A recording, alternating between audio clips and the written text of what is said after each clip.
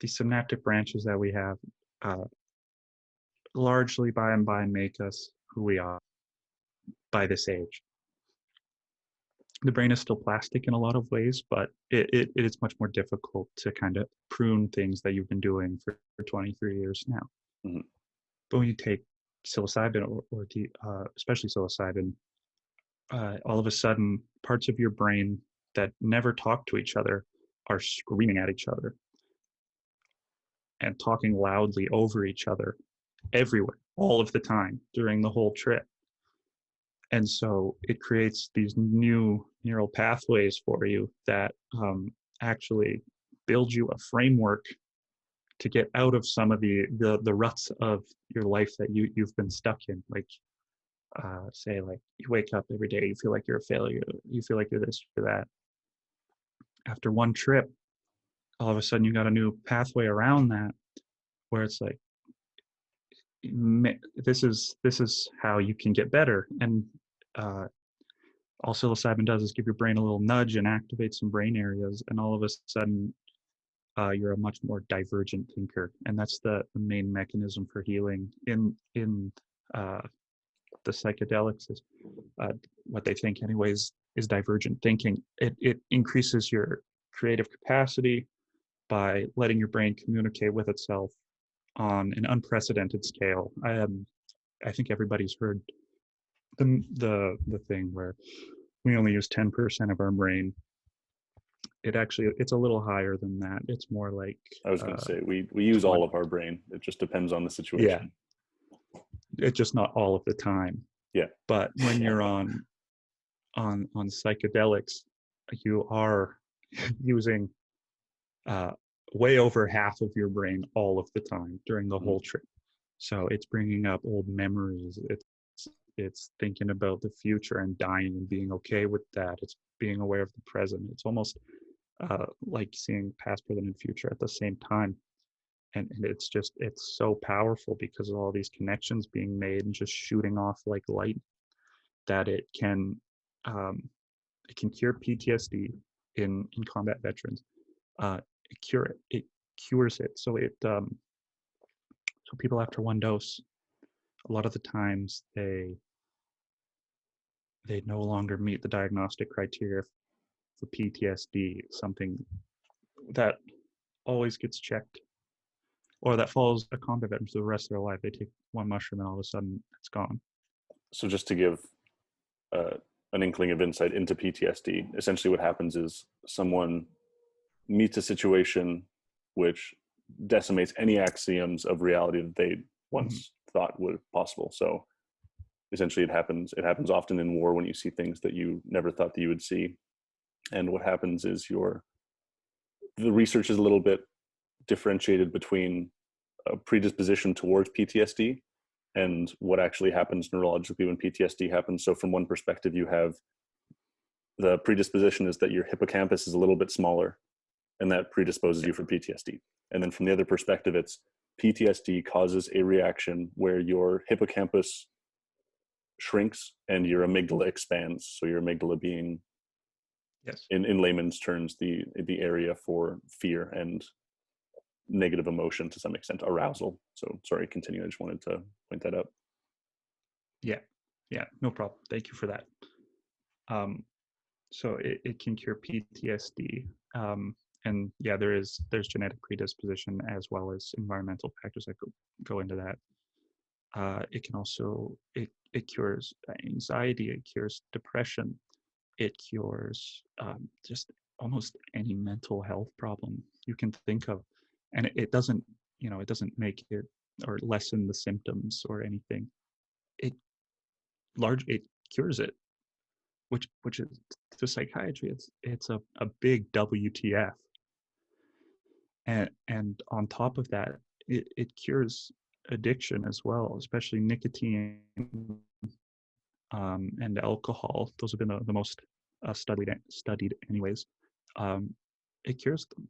A lot of the time, it isn't after one session. You do have to do a few for sure, but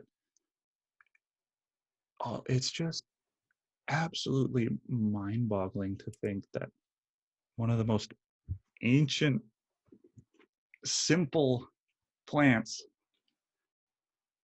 on the planet that existed everywhere along the east-west axis, where civilization fully began to take form. There's this little root that you could take that it could heal you. It could make you more aware of things, your environment. It could connect you to the earth, like you feel this sense of connection. It could show you things. It could lift the veil. I know in Amazonian rituals a while ago, and I can't remember the specific tribe, but they would take DMT when they were 13 years old as kind of a passage into manhood. And what they saw, they described as gods for sure. And they come back with some form of wisdom. And that's kind of how they carry themselves for the rest of their lives. And it's just this little plant that grows everywhere along that axis that it heals, it makes you more aware, and it connects you to something that feels a lot higher and a lot more out of body or um, transcendent than what is around. And it kind of makes you a keeper when you of the earth and all these spiritual things. So it certainly is such a spectacle, such an amazing part of our history. And I know you were messaging me earlier talking about uh, you know, just how big of an impact did these things have on Western society and society as in general through our evolution. And I think that's something I want to do more research in, but I would like to hear your thoughts on that as well. It was so okay. So there are a few streams. There's something I want to clear up really quickly so we don't get too For far sure. away from it. I think that as such a novel molecule in our science, I think that we do have to be more conservative towards it than liberal. I think that anything novel that gets thrown into something, I think that it does have the potential to be quite revolutionary. I think I would change the terminology from cure to maybe give the potential to heal. There are people that Okay, don't fair. experience. Yeah. I don't want to nitpick it. I just want to, like, for Oh anyone no, listening, I don't want people to go out and start finding LSD and mushrooms and just dosing up right away. It's important that you I should say it has the potential to cure. It doesn't right. always. Yeah, and I experience the same thing. I get very excited about this stuff. It's just because of the long-term implications of it, but I do feel Yes. the responsibility to be as scientific and skeptical as possible Yes. about it, as I am with everything No else. problem. So it does have the immense capacity to have the potential to heal people from things that they're experiencing in their lives. And a few of the Yes. John Hopkins numbers that I'm aware of from Roland Griffith is an 85% cessation rate in smokers who have been long-term addicts of smoking. Did I cut out? Okay, no, I'm good.